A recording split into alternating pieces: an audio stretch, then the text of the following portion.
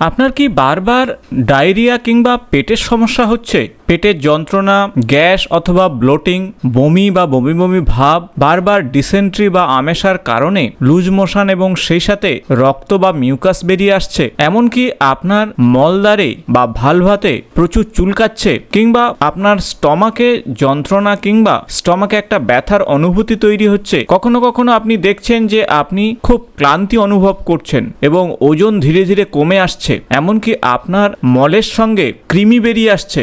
আর এই সব কিছুই কিন্তু ওয়ার্ম ইনফেকশন বা প্যারাসাইট ইনফেকশনের কারণ হতে পারে। তাই আজ এই ভিডিওতে আপনাদের সঙ্গে আলোচনা করব এমন 5টি খাদ্যের বিষয়ে, যে খাদ্যগুলো ডায়েট চার্টে রাখলে খুব সহজেই এই ওয়ার্ম ইনফেকশন বা প্যারাসাইট ইনফেকশন রোধ করতে পারবেন। নমস্কার বন্ধুরা, আমি ডক্টর সুব্রত হালদার, আর আপনারা দেখছেন আপনাদেরই প্রিয় চ্যানেল সুব্রত হেলথ। চ্যানেলে নতুন হলে চ্যানেলটি সাবস্ক্রাইব করে দেবেন, পাশে থাকা বেল বটনটি প্রেস করবেন। ভিডিও ভালো লাগলে বন্ধুদের সঙ্গে অবশ্যই শেয়ার করবেন। ওয়ার্ম ইনফেকশন বা প্যারাসাইট ইনফেকশন একটি সাধারণ বিষয় আমাদের প্রত্যেকের কাছে, কিন্তু বেশ কিছু খাদ্য আমাদের ডায়েট চার্টে যদি রাখতে পারি তাহলে সহজে প্যারাসাইট আমাদের শরীরে বাসা বাঁধতে পারবে না। তবে প্রথমে আমরা জেনে নেব কোন কোন কারণের জন্য আমাদের শরীরে কৃমি বা ওয়ার্ম বা প্যারাসাইট আক্রমণ করতে পারে। আমরা যখন মাটিতে খালি পায়ে হাঁটি তখন কিন্তু প্যারাসাইট আমাদের শরীরে সহজেই প্রবেশ করতে পারে। অনেক সময় আমরা বিদেশে বেড়াতে যাই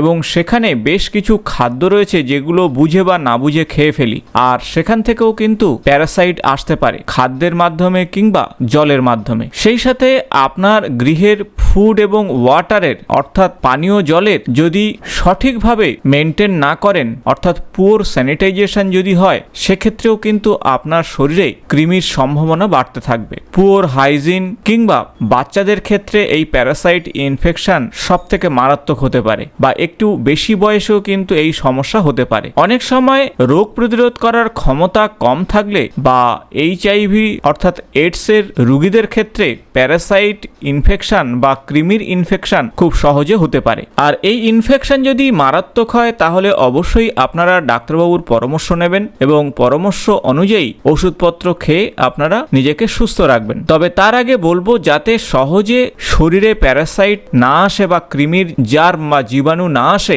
সেজন্য আপনারা কি করবেন। তবে সেক্ষেত্রে আপনারা জেনে রাখুন, প্যারাসাইট কিন্তু বিভিন্ন রকমের হতে পারে। কমন যে প্যারাসাইট বা পরজীবী তা হলো অ্যান্টিমিবা হিস্টোলাইটিকা, অর্থাৎ আমাদের আমেশা রোগ তৈরি করে। এছাড়াও জিয়ার্ডিয়া আমাদের গ্যাস্ট্রো ইন্টেস্টাইনাল বা আমাদের পেটের সমস্যা তৈরি করতে পারে। আর সেক্ষেত্রে এছাড়াও হেলমিন্থস অর্থাৎ কৃমি, অ্যাসকারিস লুব্রিকয়েডিস বা রাউন্ড ওয়ার্ম, টেপ ওয়ার্ম অর্থাৎ গোল কৃমি বা ফিতা কৃমিও আমাদের শরীরে এই ধরনের সমস্যা তৈরি করতে পারে। তাই এই ধরনের প্যারাসাইট যাতে সহজে আমাদের শরীরে বাসা না বাঁধতে পারে, সেজন্য আমরা আমাদের খাদ্য তালিকাতে বেশ কিছু খাদ্য রাখতে পারি, আর যেগুলো আমাদের শরীরকে সুস্থ সবল রাখতে সাহায্য করবে। তাই প্রথম যে খাদ্যের বিষয়ে আলোচনা করব তা হলো কাঁচা রসুন অর্থাৎ গার্লিক। যদি আপনি আপনার ডায়েট চার্টে ঠিকভাবে রাখেন, সেক্ষেত্রে এই ধরনের প্যারাসাইটের আক্রমণ সহজে শরীরে আসবে না, কারণ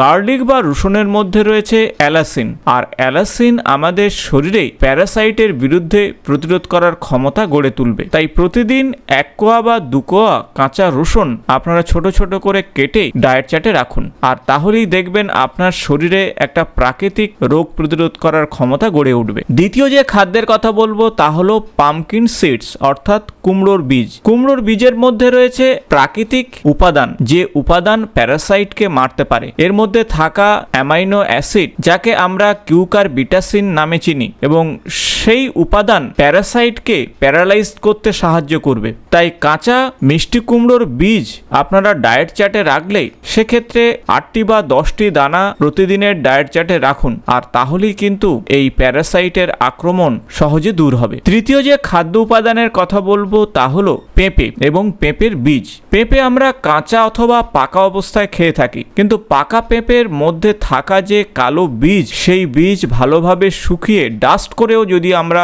ডায়েট চার্টে রাখি, সেক্ষেত্রে প্যারাসাইটের আক্রমণ বা কৃমির আক্রমণ সহজে দূর হবে। এই বীজের মধ্যে থাকা বিশেষ এনজাইম অর্থাৎ কারফাইন, যা প্যারাসাইটকে সহজে মেরে ফেলতে পারে বা প্যারাসাইট ইনফেকশন থেকে মুক্তি দিতে পারে। বেশ কিছু গবেষণায় দেখা গেছে যে পেঁপের বীজের মধ্যে থাকা বেশ কিছু উপাদান যা আমাদের শরীরের স্টুল বা মল ত্যাগের সময় প্যারাসাইটকেও বের করে দেয়। সেক্ষেত্রে আপনারা পাকা পেঁপের বীজ ডায়েট চার্টে রাখবেন। চতুর্থ যে খাদ্য উপাদানের কথা বলবো তা হলো বেদানা। বেদানার মধ্যে যেমন প্রচুর পরিমাণে অ্যান্টিঅক্সিডেন্ট রয়েছে, সেই সাথে অ্যান্টি প্যারাসাইটিক উপাদান রয়েছে। বেশ কিছু গবেষণায় দেখা গেছে যে বেদানার রসের মধ্যে থাকা অ্যান্টি প্যারাসাইটিক উপাদান সহজেই প্যারাসাইট বা কৃমিকে মেরে ফেলতে পারে। তাই ফ্রেশ বেদানা আপনারা ডায়েট চার্টে রাখুন, আর এই বেদানার রস আপনার স্বাস্থ্যকে ভালো রাখবে। পরবর্তী যে খাদ্য উপাদানের কথা বলবো তা হলো বেরি ফল। তা হতে পারে ব্লুবেরি, স্ট্রবেরি কিংবা ব্ল্যাকবেরি। এর মধ্যে থাকা অ্যালকলয়েডস যা প্যারাসাইটকে সহজে মেরে ফেলতে পারে। অ্যান্টি মাইক্রোবিয়াল এবং অ্যান্টি প্যারাসাইটিক এফেক্ট রয়েছে এই বেরি ফলের মধ্যে। তবে এ সব কিছুই কিন্তু প্রিভেনশনের জন্য।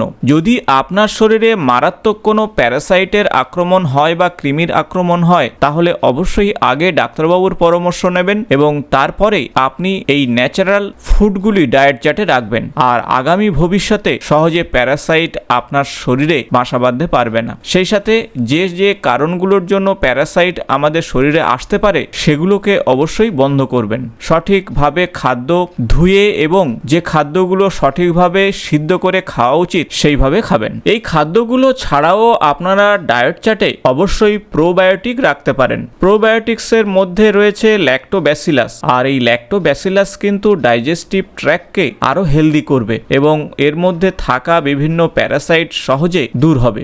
ডাইজেস্টিভ এনজাইম অবশ্যই ডায়েট চার্টে রাখতে পারেন। সেক্ষেত্রে আপনাদের প্যাপাইনের কথা বলেছি। এছাড়া ভিটামিন সি এবং জিঙ্ক ভিতর থেকে প্যারাসাইটকে নির্মূল করতে সাহায্য করবে। আশা করব ভিডিওটি ইনফরমেটিভ হয়েছে। ভালো লাগলে বন্ধুদের সঙ্গে শেয়ার করবেন। আগামী নতুন কোনো স্বাস্থ্য সংক্রান্ত ভিডিওতে আপনাদের সঙ্গে দেখা হবে। আজ এই পর্যন্ত, নমস্কার।